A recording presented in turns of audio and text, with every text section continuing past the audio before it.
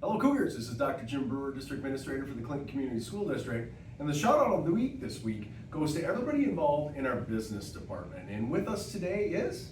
Kathy Zwergstas, Business Manager of Clinton Community Schools. So Kathy, I really want to give you and the rest of your team a shout out as we had our annual meeting last week, Wednesday, which is arguably our most important meeting of the year.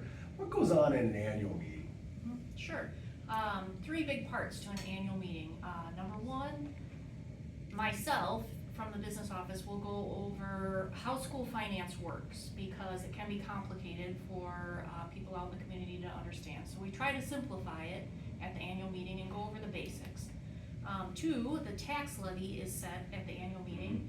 And then three, you do have a chance to ask questions about the budget or go over the proposed budget that we are already 3 months in, but it is the 24-25 budget for the school year.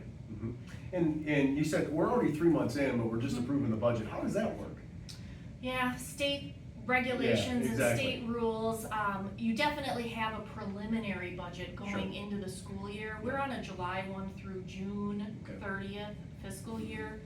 You have a preliminary budget going in as early as February and March before the school year, but it's not final until you have your September count, until you find out October 1st property values, October 1st state aid. So that's why the levy then has to be set in an annual meeting, which is at the end of October each year. You bet. So, at the beginning of the year, we've been looking at the preliminary budget of what it's going to look like. There's a lot of variables that get played into that.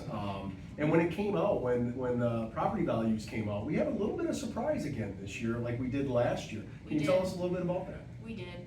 A school district is a really unique entity when it comes to the taxation because there's several municipalities, in fact 7 different municipalities that feed into Clinton. Correct. So how the property values matter is if the property values go down or up in one municipality, it can greatly impact and shift the taxes basically for the other municipalities that haven't changed very much. And So- we had that again this year. Yep, we did have the With the city of Beloit. Beloit. Yep, with some reassessments in some of their industrial park buildings. It shifted, it went down 21%.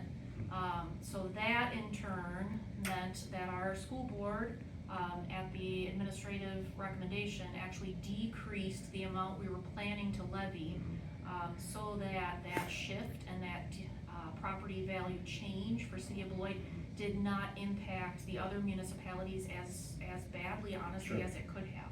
So City of Beloit goes down 21% while everybody else went up. Yes. Okay, and so therefore, as a school district, we made some decisions. Yes. And one of the decisions that we made was to reduce our levy by 2.5%.